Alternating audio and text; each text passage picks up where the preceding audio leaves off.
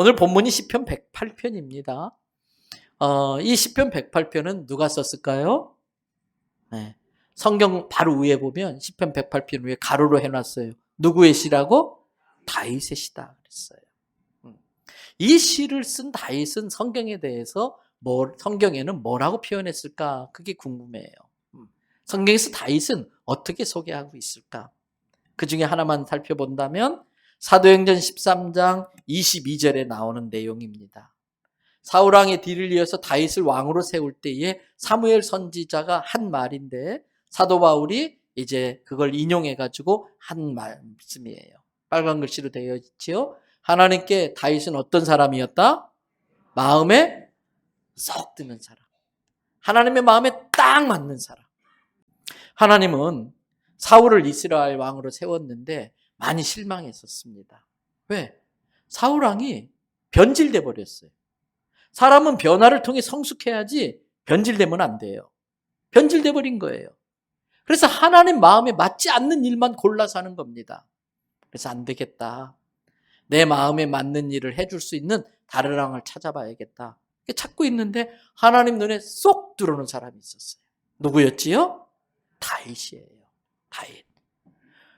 무엇이 도대체 하나님의 마음에 다윗이 쏙 들게 했을까? 이유가 있습니다. 다윗을 다르게 표현하면요. 다윗은 하나님의 영광에 목마른 사람이었습니다. 하나님의 영광에 대한 목마름, 갈급함이 있었습니다. 사람이 무엇에 목말라 하는가? 이거 아주 중요합니다. 지금 대한민국 사람들은 몽땅 그냥 돈에 목말라 하는 것 같아요. 돈에 목말라 하니까 물이 없으면 목마르면 물물 하는 것처럼 다 돈. 다윗은 하나님의 영광에 목마른 사람이었어요. 그래서 언제나 어디서나 무엇을 하든지 어떻게 해서든지 하나님의 영광을 드러내야겠다. 하나님의 영광을 지켜내야겠다. 그것에 최선을 다하는 사람이었어요. 그래서 다윗은 하나님의 영광이 가려지거나 하나님의 영광이 모욕당하거나 훼손당하는 것을 견딜 수가 없었어요. 사무엘상 17장에 잘 아는 내용이 나옵니다. 이스라엘이 블레셋과 전쟁을 합니다.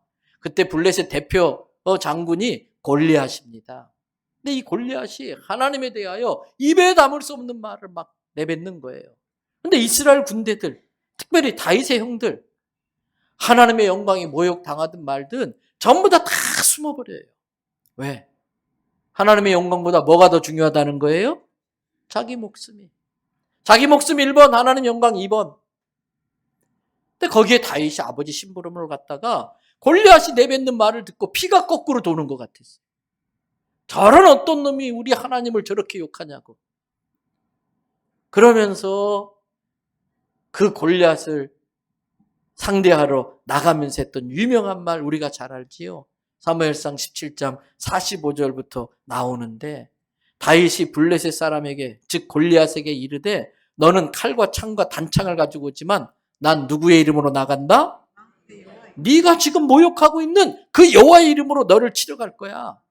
그러면서 46절에 오늘 여호와께서 너를 내 손에 넘기실 거야. 하나님이 나를 사용해서 너 목을 치게 할 거고 너 군대의 시체들을 전부 다 공중에 새와 들짐승에게 먹이를 주어가지고 46절 뒤에 뭐라고 되어 있어요? 온 땅으로 하여금 이스라엘에 누가? 하나님이 계신 걸 알게 하겠다.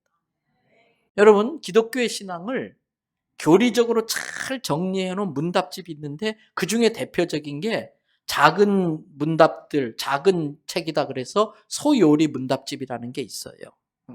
그 소요리 문답집에 여러 성경의 내용을 교리적으로 질문하고 대답하고 질문하고 대답하고 돼 있는데 제1질문이 제일 중요해요.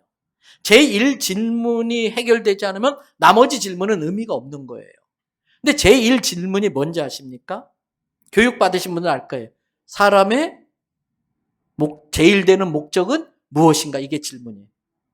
사람의 제일 되는 목적은 무엇인가? 이 질문의 답을 제대로 풀지 않으면 나머지 질문은 의미가 없다니까요.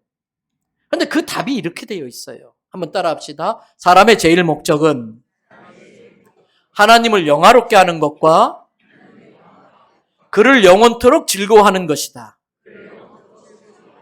한 번 더 따라합시다. 사람의 제일 목적은 하나님을 영화롭게 하는 것과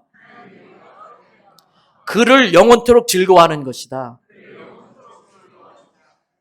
하나님께 영광을 돌리고 하나님을 즐거워하는 것을 제일의 목적으로 삶의 방향을 맞출 때에 모든 게 다 정돈되어지고 모든 게 충만해지고 모든 나의 인생의 어려운 문제들이 근원적으로 해결될 수 있는 거예요.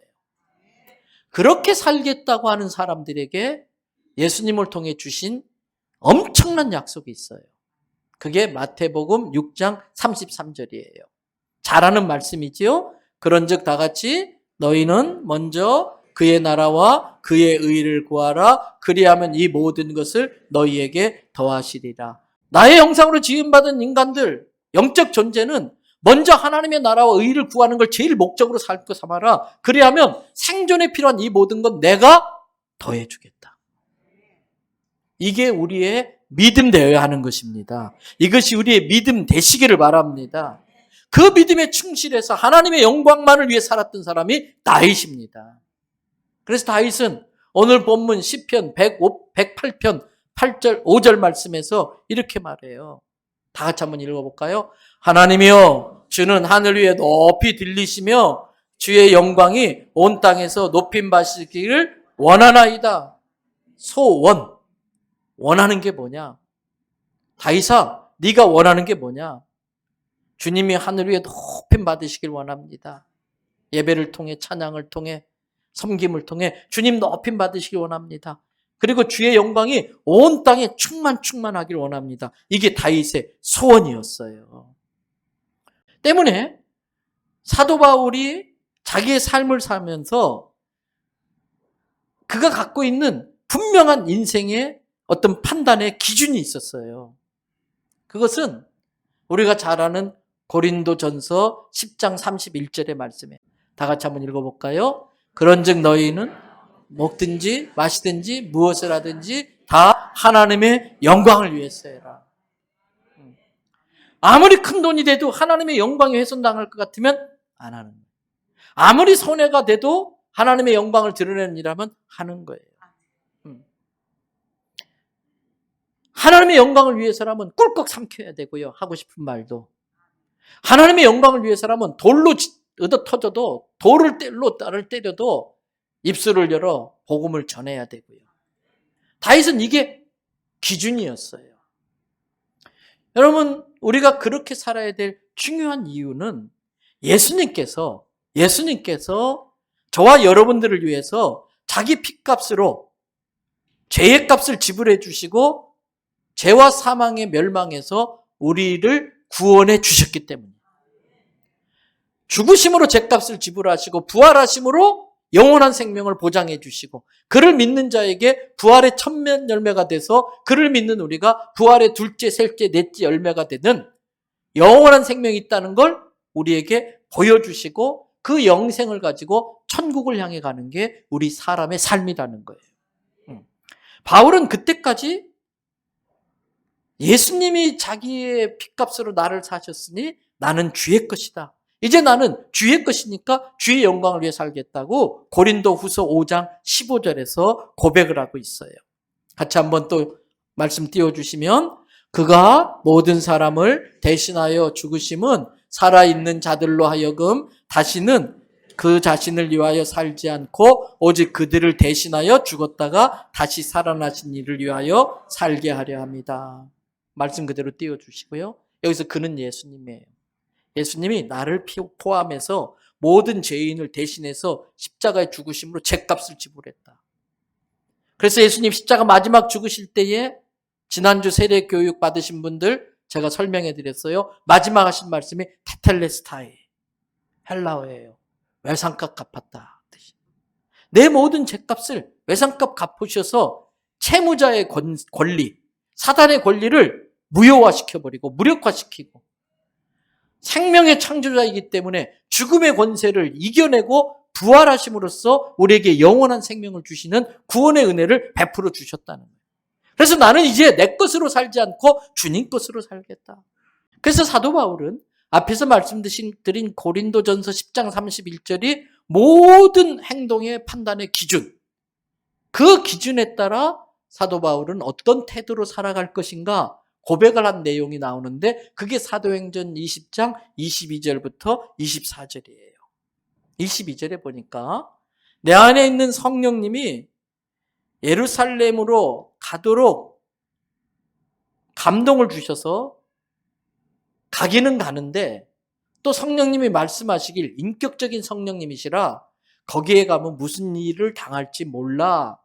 23절에 결박과 환난이 너를 기다리고 있어. 너 거기서 죽을 수 있어.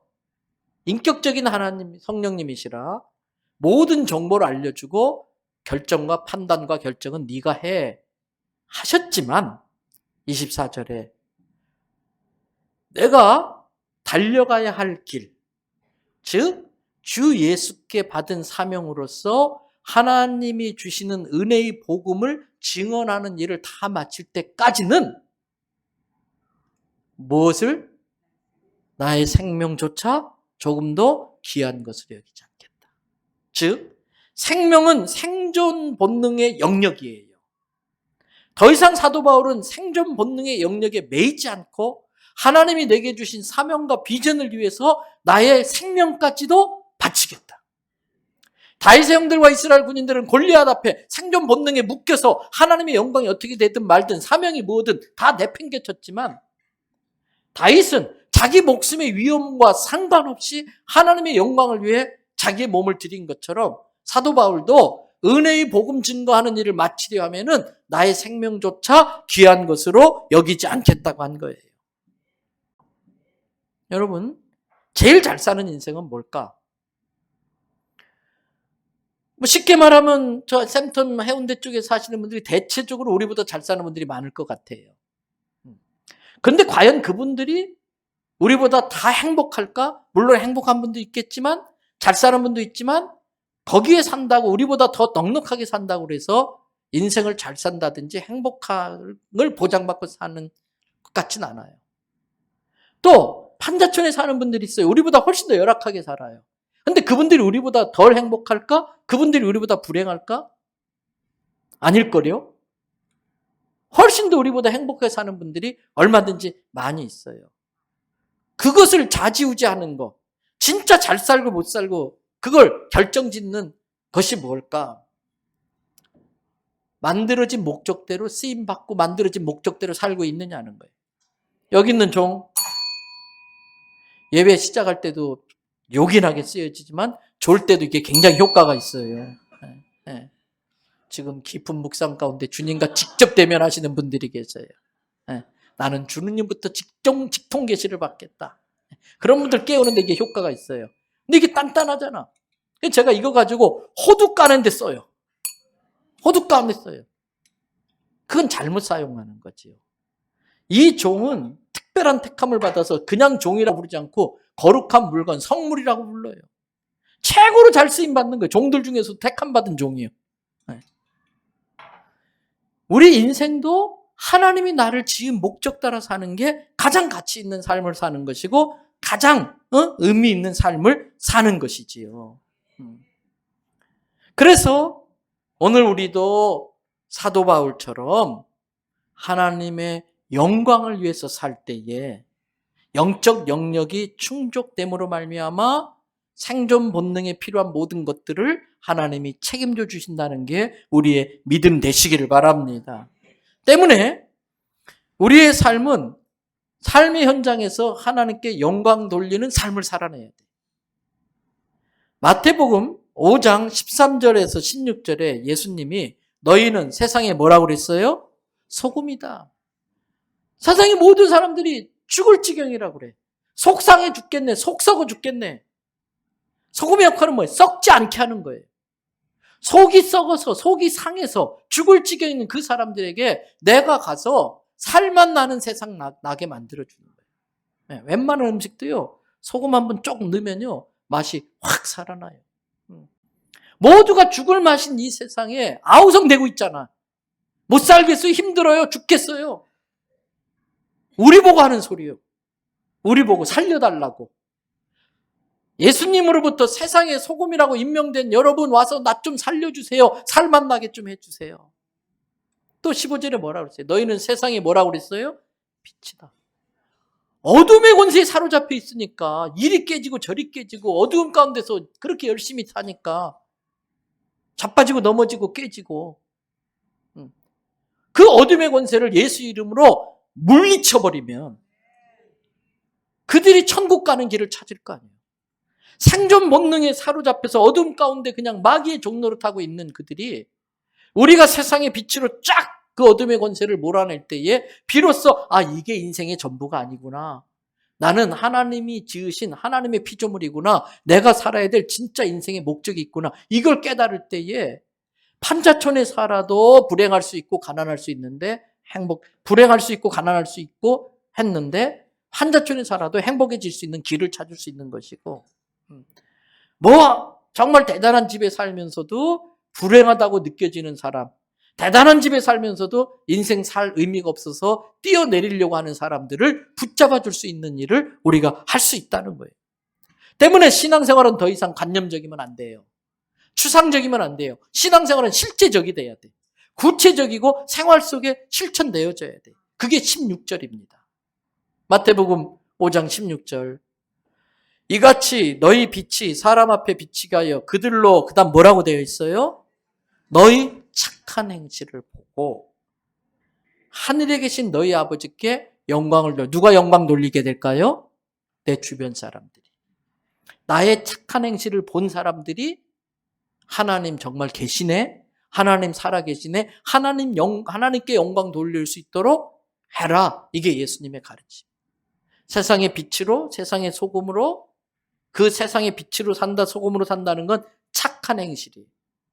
때문에 신앙은 구체적이어야 돼요. 말씀 암만 백독하고 암만 암송해도요, 말씀대로 내가 살아서 누군가에게 나의 착한 행실이 드러나지 않으면 말씀은 말씀이 아니에요. 말씀은 내 삶을 통해 실천될 때에 살아나는 역사와 능력이 있어요. 그 살아난 말씀은 사람의 혼과 영과 관절과 골수를 찔러 쪼개기까지 해서 영적 대수술을 해서 사람을 살려내는 능력을 발휘할 수 있는 거예요. 내 삶을 통해 말씀이 착한 행실로 드러날 때에. 그리고 동시에 해야 될 일이 있습니다. 우리뿐만 아니라 이 땅의 모든 민족과 종족과 모든 백성들이 하나님을 깨닫고 하나님께 영광 돌리게 하는 일에 우리가 쓰임받아야 돼. 그걸 선교라고 말해요. 그래서 시편의 많은 기자들은 많은 열방들이 하나님을 찬양하게 되기를 간절히 소망했어요. 그 중에 하나가 시편 67편 3절부터 5절이에요. 우리 같이 한 목소리 읽어볼까요? 하나님이여 민족들이 주를 찬송하게 하시며 모든 민족들이 주를 찬송하게 하소서. 온 백성은 기쁘고 즐겁게 노래할지니 주는 민족들을 공평히 심판하시며 땅의 나라들을 다스릴 것임이니이다. 5절 다 같이. 하나님이여 민족들이 주를 찬송하게 하시며 모든 민족으로 주를 찬송하게 하소서. 모든 민족과 민족들이 주를 찬송하게 하도록 만들어 놓은 것. 그게 우리가 할 일이에요. 이 땅의 모든 사람들이 창조의 목적을 깨닫고 하나님의 영광을 위해 살도록 이끌어 주는 것, 그게 우리가 할 일이에요. 그게 전도이고 그게 선교예요. 결국은 나의 착한 행실을 통해 내 주변에 믿지 않는 사람들이 하나님의 영광을 깨닫고 예수 믿게 만들어야 되고, 더 적극적으로는 세계 선교도 하고 우리에게 찾아오는 기회들을 만들어서 하나님께 영광 돌릴 사람들을 전도해 내는 것이 우리가 해야 할 일이라는 것이지요. 여러분, 때문에 말씀 마무리하십시다. 불교는 마음을 비우라고 그래요. 모든 인간의 고통이 욕심에 속기 때문에 고행과 수행을 통해서 마음 비워라. 기독교 마음 비우면 큰일 나요. 귀신들이 들어와요. 때문에 기독교 마음을 채워야 돼. 뭐로? 말씀으로 채우는 거예요. 말씀이 육신이 되어서 우리 안에 거하시니 그분이 예수님이다. 예수님을 내 안에 모신다는 건 말씀을 채우는 거예요. 말씀이 채워지면 말씀을 통해 인생의 목적을 깨닫게 돼요. 그걸 사명이라고 말해요. 그 사명을 내가 반드시 이루겠다. 이게 비전이에요. 그러니까 비전이 있는 사람은 나이에 상관없이 젊은이에요. 비전이 있는 사람은 인생이 재밌어요. 비전이 없는 사람은 아무리 돈이 많아도 아무리 돈을 써도 그것도 어느 정도지 어느 시점 가면은 허무해지는 거예요. 비전이 없으니까 그런 거예요. 그 비전을 이루고자 하는 게 의욕이에요. 기독교인은 탐욕이 되면 안 되고요. 의욕이 돼야 돼. 탐욕이 잉태한 즉, 욕심이 잉태한 즉 죄를 낳고 죄가 장성해 사망에 이른다. 그 탐욕을 의로운 욕심으로 바꿔내야 돼. 뭐가 의로운 욕심이냐? 나의 달려갈 길, 주 예수께 받은 사명을 맞추기 위하여 내 모든 시간, 재정, 달란트, 내 삶을 바치려고 하는 열정이에요. 저는 우리 대연성교회 모든 성도들이 이 의욕에 불타시기를 바랍니다. 그리고 필요한 게 의분이에요. 거룩한 분노. 나라가 정정 동성애로 빠지고 젊은이들이 타로점 보고 젊은이들이 하나님의 창조 질서에 반하는 가치관에 현혹되어서 결혼도 안 하고 자식도 낳지 않으려고 하는 거. 어제도 결혼 예비자 교육을 하면서 적어도 셋은 낳아야 된다 그랬어요. 제가. 여러분 반려묘, 반려견을 키우는 분들은 많은 도움이 돼서 키우지만 어떤 경우는 버리기 쉬워서 그럴 수도 있어요. 자식을 못 버리니까. 얼마나 이기적인지 몰라. 하나만 낳는다? 왕자님, 공주님으로 키우면요. 나중에 부모한테 왕노릇 하려고 그래. 둘이 싸우면 말릴 사람이 없어. 그래서 셋이 필요한 거예요. 내가 있고 너가 있고 쟤가 있어서 서로 짜고서 왕따 시켰다가 배신 때리고 얘랑 짜고 이게 사회성이에요. 그래서 셋 이상 자녀 있는 집에서 큰 애들은요. 사회성이 좋아. 문제를 안 일으켜. 여러분 그래서 우리의 삶은 말씀이 들어와서 사명을 깨닫고 그 사명을 비전으로 품고 그 비전을 이루기 위해서 열정이 있는데 그게 의욕이고 그 비전에 내가 점점 희석되어져 가고 그 비전이 점점 희미해져 가고 또는 이 세상에 하나님의 영광이 훼손되는 것에 대해서 분노가 일어나는 의로운 분노. 이게 영적 전쟁이에요. 그래서 우리 교회 청년의 이름이 예전사잖아요. 예수 전하는 사람이지만 줄여서 예수님 나라의 군대 같은 전사가 되라는 거지요. 저는 우리 교회 모든 성도들도 그렇게 의로운 분노로 영적 전쟁에 능할 수 있길 축복합니다. 강력하게 기도하셔야지. 그리고 내 마음에 4가지가 반드시 있어야 돼. 싸가지가 아니고 4가지. 자족할 줄 아는 마음. 그래서 이 정도면 충분해. 이 정도면 정말 내게 은혜가 좋게. 자족이 만족까지 가야 돼. 그 만족에서 남는 것은 풍족이에요. 내 인생을 만족하게 해주신 주님께 감사해서 만족을 넘어나는 풍족은 착한 행실을 하는데 쓰는 거예요. 흘려보내는 거예요. 축복의 통로가 되는 거예요. 그래서 4가지. 자족과 만족과 감사와 풍족. 풍족은 사명을 위해 쓰는 거예요. 저는 우리 교회 성도들이 사업을 잘하기를 축복합니다. 우리 자녀들이 큰 기업가가 일어나기를 축복합니다. 그런데 자기를 위해서 탐욕에 빠져서 그 사업을 일구는 것이 아니고 주님이 도와주시면 자족을 넘어 만족, 그 자체만으로도 충분히 감사하고 주님의 은혜로 풍족해진 것은 하나님의 영광을 위해서 써야겠다. 이러한 삶의 가치관을 갖고 살아가는 우리 성도와 자녀들로 커가게 되기를 주님의 이름으로 축복합니다.